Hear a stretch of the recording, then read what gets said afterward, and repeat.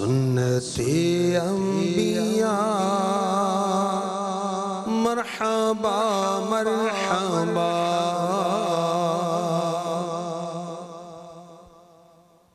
الحمدللہ رب العالمین والصلاة والسلام علی خاتم النبیین اما بعد فاعوذ باللہ من الشیطان الرجیم بسم اللہ الرحمن الرحیم الصلاة والسلام علیک یا رسول اللہ وعلی آلک واصحابک یا حبیب اللہ الصلاة والسلام علیک یا نبی اللہ وعلی آلک واصحابک یا نور اللہ۔ سعادت الدارین میں ہے، ایک شخص نے خواب میں ایک بری صورت کی کوئی چیز دیکھی تو پوچھا کہ تم کون ہو؟ اس نے کہا کہ میں تیرا برا عمل ہوں۔ اس شخص نے پوچھا کہ تم سے نجات کی کیا صورت ہے؟ تو اس نے کہا کہ حضرت محمد مصطفیٰ صلی اللہ علیہ وسلم پر کثرت سے درود و سلام پڑھ کر مجھ سے نجات حاصل کی جا سکتی ہے۔ صلو علی الحبیب صلی اللہ تعالی علی محمد۔ مدنی چینل کے ناظرین، پروگرام ہے سنت انبیاء، انبیاء کرام کی سنتیں، ان کی سیرت طیبہ کے احوال سننے کی سعادت حاصل کرتے ہیں۔ انبیاء کرام یہ اللہ پاک کے خاص بندے ہیں جنہیں اللہ پاک نے اپنے خاص قرب کے لیے چنا، جنہیں نبوت کے لیے چنا، بندوں کی رہنمائی کے لیے چنا۔ آج انشاءاللہ ہم انبیاء کرام کی ایک بہت ہی پیاری سنت مبارکہ وصیت کرنا، اس کے متعلق سنیں گے۔ وصیت کیا ہے؟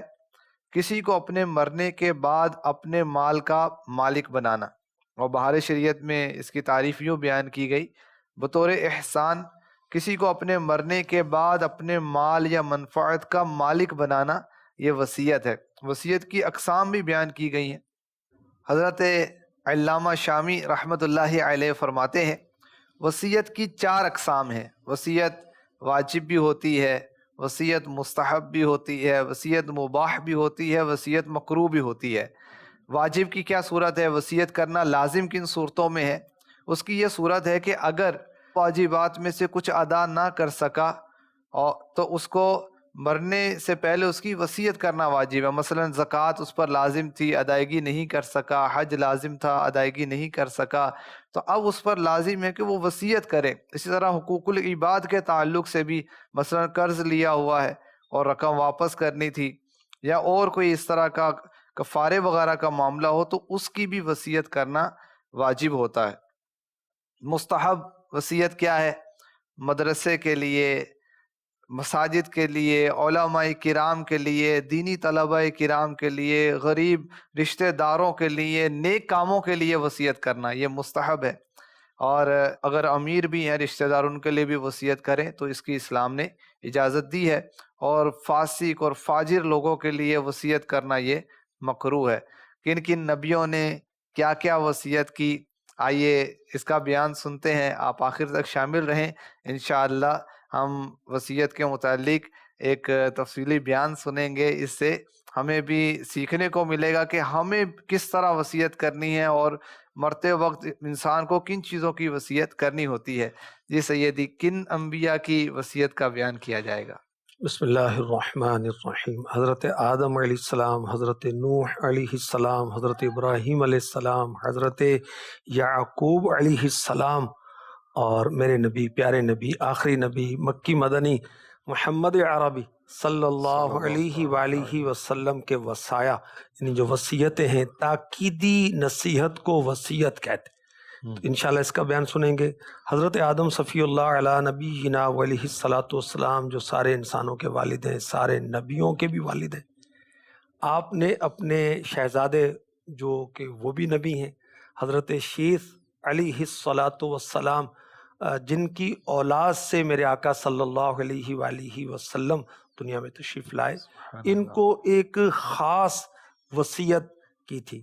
اسی طرح اور حضرت نوح علیہ الصلاۃ والسلام، ان کی نصیحت کا بیان تو خود میرے آقا علیہ الصلاۃ والسلام نے بیان فرمایا۔ آپ دیکھیں کہ نوح علیہ السلام کا زمانہ ہزاروں سال پہلے ہے، اور اللہ نے اپنے محبوب کو سب کچھ بتا دیا، ما کان وما یکون قائل، بے شک جو ہو چکا، جو ہونا ہے۔ اور میرے آقا علیہ الصلاۃ والسلام کو، نبیوں کے سردار کو کیا کہا جاتا ہے؟ عالم ما کان وما یکون، وہ عالم جو پہلے جو کچھ ہو چکا ان کو بھی جانتے ہیں، عالم کا معنی جاننے والا ہے، اور جو کچھ ہوگا تا قیامت میرے نبی سب جانتے ہیں اللہ کی عطا سے، اللہ کے بتائے سے۔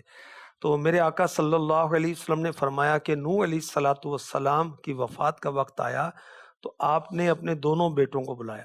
نوح علیہ السلام نے 950 سال تو تبلیغ دین کی ہے، 950 سال، اس کا ذکر قرآن پاک میں ہے، اور آپ کی عمر 1050 کا بھی قول یاد پڑتا ہے پڑھنے کا، اتنی عمر پائی۔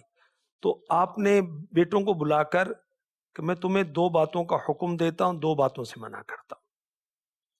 جن 2 باتوں سے منع کرتا ہوں، نمبر 1 شرک سے منع کرتا ہوں، سیکنڈ تکبر سے منع کرتا ہوں۔ دیکھیں شرک کتنی بری چیز ہے، جہنم میں پہنچانے والی چیز ہے، اور اپنی اولاد کو اس سے بالکل بچانا چاہیے، اور شرک کا معلوم بھی ہونا چاہیے ہے کیا، ٹھیک ہے۔ اچھا تکبر کتنا گھناؤنا جرم ہے، کتنی بری چیز ہے، کسی کو حقیر سمجھ رہے ہیں ہم، تو اس تعلق سے بھی ہمیں ہماری بھی تربیت ہونی چاہیے، اولاد کی بھی تربیت ہونی چاہیے۔ تو نوح علیہ السلام تکبر اور شرک سے اپنی اولاد کو منع فرما رہے ہیں، اور فرمایا 2 باتوں کا حکم دیتا ہوں۔ پہلی بات کیا ہے؟ لا الہ الا اللہ پر استقامت، اور فرمایا کہ زمین اور آسمان کی ہر چیز ترازو کے ایک پلڑے میں رکھ دی جائے، لا الہ الا اللہ کو دوسرے پلڑے میں رکھا جائے تو لا الہ الا اللہ ان سب پر غالب آ جائے گا، اور زمین و آسمان کا ایک حلقہ ہو، لا الہ الا اللہ کو اس پر رکھ دیا جائے تو یہ اس کو توڑ دے گا، سب سے بھاری ہے، یہ سب پر غالب ہے۔ اللہ تبارک و تعالیٰ کی وحدانیت کا اقرار کرنا، اللہ واحد یکتا ہے اور اس کا کوئی شریک نہیں۔ فرمائے دوسری چیز جس کا میں تمہیں حکم دیتا ہوں وہ ہے سبحان اللہ و بحمدہ پڑھنا۔ یہی ہر چیز کی تسبیح ہے، یہ ہر چیز جو ہے اللہ کو یاد کرتی ہے، ان کی بولی ہم نہیں سن پاتے، اپنی اپنی بولی، اپنا اپنا انداز، اور یہ بھی ایک اللہ کی حکمت ہے۔ تو ہر چیز کی تسبیح کیا ہے؟ سبحان اللہ و بحمدہ، سبحان اللہ و بحمدہ، اور اسی کے سبب ہر چیز کو رزق دیا جاتا ہے۔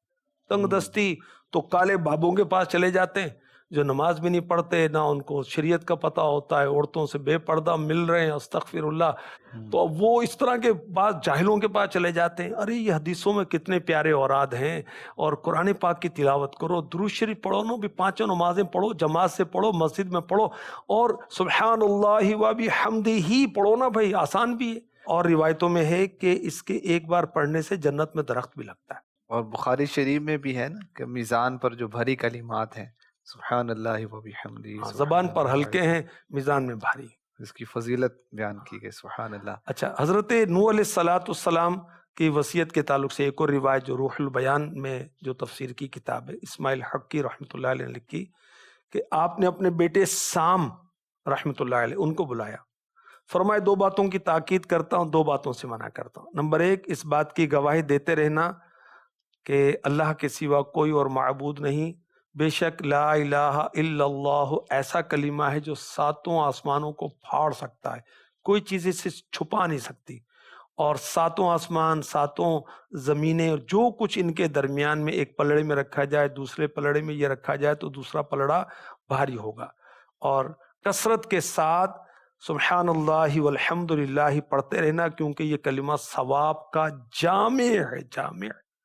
اللہ کی پاکی بیان کرتے رہے، اللہ کی حمد بیان کرتے رہے، اللہ کا ذکر کرتے رہے۔ فرمایا کہ 2 باتیں یہ ہیں، کسی کو اللہ پاک کا شریک ٹھہرانے سے بچنا، اور اللہ پاک کو چھوڑ کر کسی اور پر توکل نہ کرنا، یعنی ان باتوں کی حضرت نوح علیہ السلام نے اپنی اولاد کو وصیت کی، خاص تاکید کی۔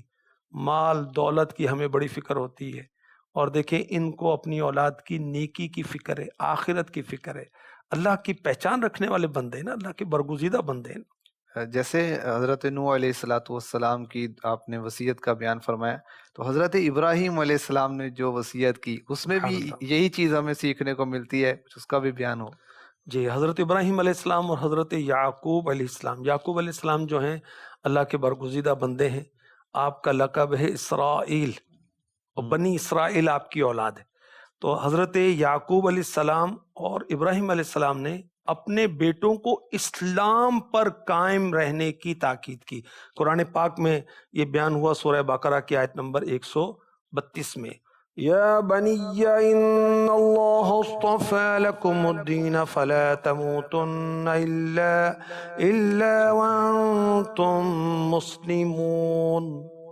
اے میرے بیٹو، بے شک اللہ نے یہ دین تمہارے لیے چن لیا تو نہ مرنا مگر مسلمان۔ تو ابراہیم علیہ السلام، حضرت یعقوب علیہ السلام جو کہ یوسف علیہ السلام کے والد ہیں، یعقوب علیہ السلام نے اپنی اولاد کو دین پر ثابت قدمی کی وصیت کی۔ ابراہیم علیہ السلام نے بھی اپنی اولاد کو یہ تاکید کی۔ تو پیرنٹس کو، ماں باپ کو چاہیے کہ صرف مال نہیں، اعمال، اچھے اعمال اور یاد رب ذوالجلال اور یاد محبوب رب ذوالجلال، اس کی بھی بات کریں، وصیت کریں اولاد کو نیکی کی، اور اس طرح دین بھی سکھائے نا۔ دیکھیں میرے آقا علیہ الصلوۃ والسلام نے تربیت فرمائی اپنی امت کی، ہم سب کی۔ ابن ماجہ شریف کی حدیث پاک ہے، اپنی اولاد کے ساتھ نیک سلوک کرو اور انہیں اچھے ادب سکھانے کی کوشش کرو، تو اچھی تربیت کی جائے۔ اور یہ بہترین گفٹ ہے پیرنٹس کی طرف سے اپنی اولاد کو، اپنی بیٹی کو، اپنے بیٹے کو، کہ ان کو دین سکھائیں، ان کو اسلامک مینر سکھائیں، کپڑے اسلامی طور پر کیسے ہوں، رہن سہن کیسا ہو، چلنا پھرنا، اٹھنا بیٹھنا، دیکھنا بولنا، لینا دینا، کام کاروبار، پڑوسی رشتہ دار، ماں باپ اولاد، ان تمام تعلق سے اولاد کی ہمیں تربیت کرنی چاہیے۔ زندگی میں بھی ہم یہی تربیت کریں، اور پھر جب آخری وقت آ جائے، جب وصیت کرنی ہے، دنیا سے جا رہے ہیں، تب بھی اپنی اولاد کو دین کی ہم تاکید کریں، جی اور درست اسلامی عقائد کی تاکید کریں، نیک اعمال کی تاکید کریں۔ سبحان اللہ، یہ ہمیں انبیاء کرام کی سیرت سے سیکھنے کو ملا۔ حضرت یعقوب علیہ السلام ان کی وصیت کا آپ نے بیان کیا، تو ایک وصیت ان کی طرف منسوب کی جاتی ہے کہ اپنی اولاد کے لیے یہودی ہونے کی وصیت کی، تو استغفر اللہ، گستاخی کی جاتی ہے، اس کا بھی کچھ وضاحت کی جائے۔ جی، تو قرآن پاک نے اس کا رد کیا، کیونکہ یہودی یہ کہتے تھے نا کہ یعقوب علیہ السلام نے اولاد کو یہودی رہنے کی وصیت کی تھی، استغفر اللہ۔ تو قرآن نے اس کا رد کیا، یہ سورہ بقرہ کی آیت نمبر 133 سے، ام کنتم شہداء اذ حضر يعقوب الموت إذ قال لبنيه ما تعبدون من بعدي قالوا نعبد إلهك وإله آبائك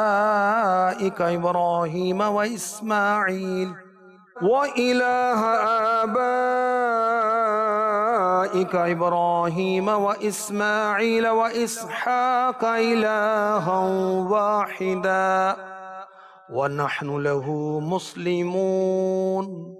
ترجمہ کنز الایمان، بلکہ تم میں کے خود موجود تھے جب یعقوب کو موت آئی، جبکہ اس نے اپنے بیٹوں سے فرمایا میرے بعد کس کی پوجا کرو گے؟ بولے ہم پوجیں گے اسے جو خدا ہے آپ کا اور آپ کے والدوں ابراہیم و اسماعیل و اسحاق کا ایک خدا، اور ہم اس کے حضور گردن رکھے ہیں۔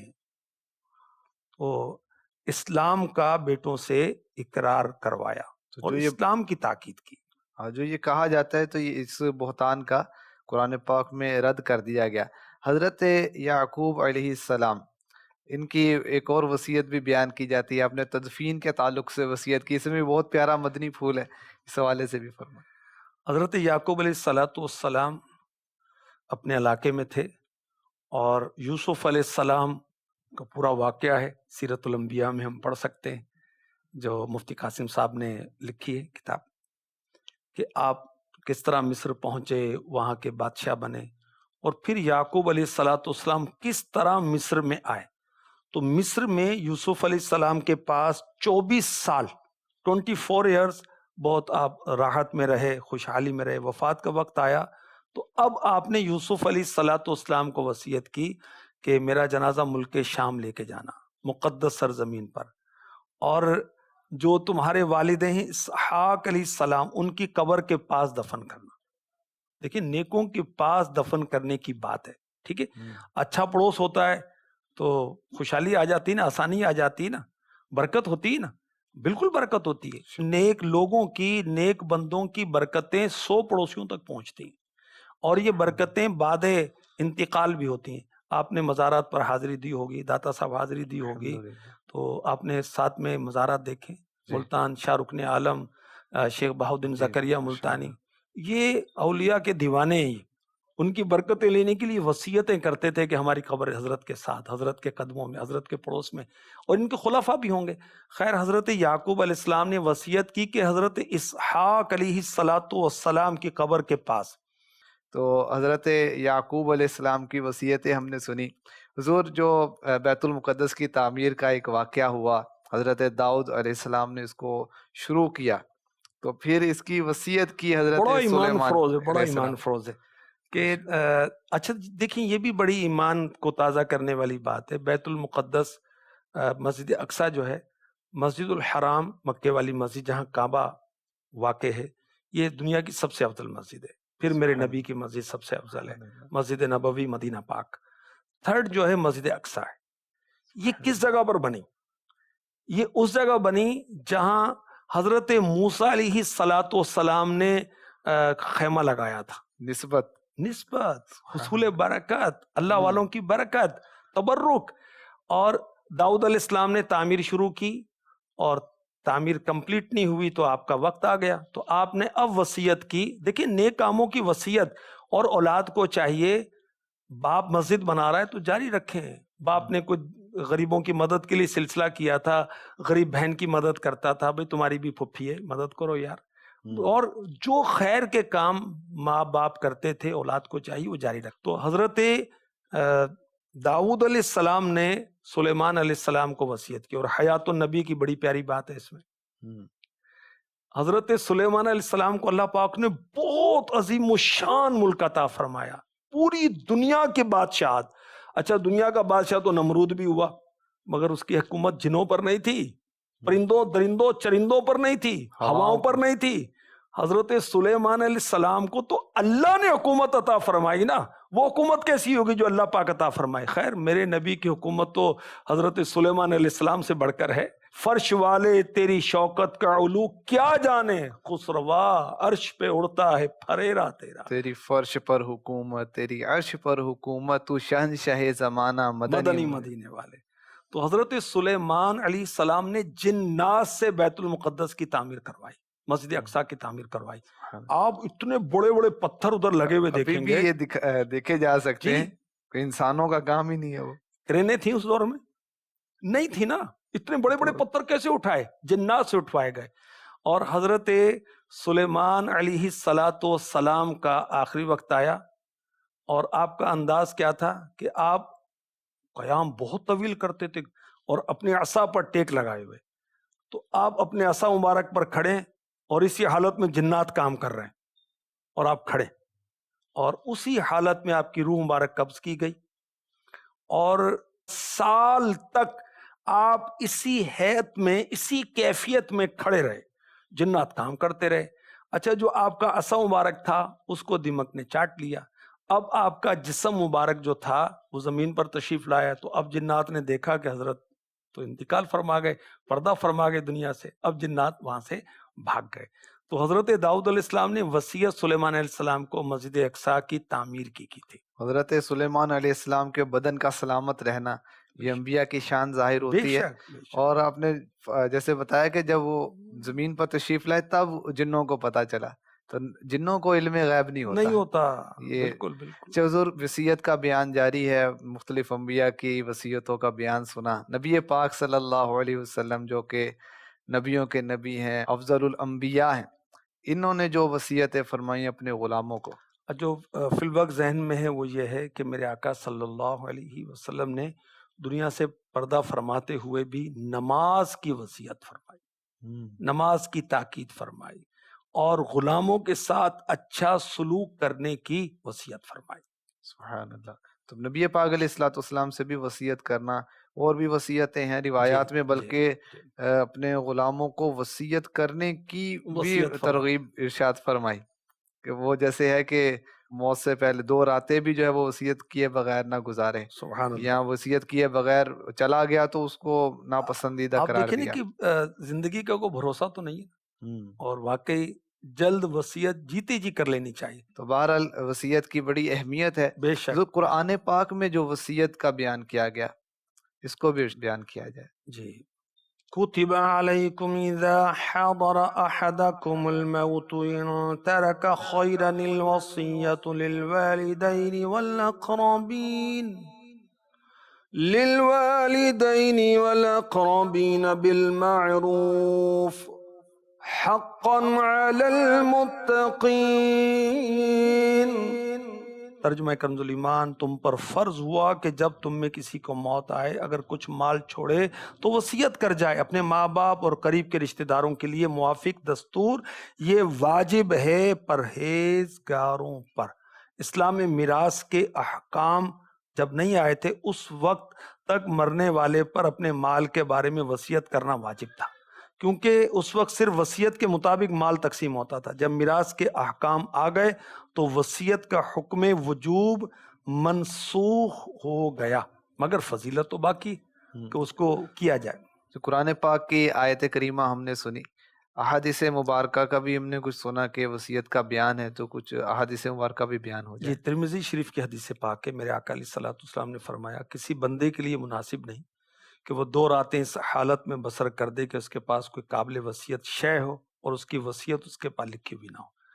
اور یہ بھی کہا گیا کہ جو بغیر وصیت کے فوت ہوگا قیامت تک عالم برزخ میں اس کو کلام کرنے کی اجازت نہیں ہوگی.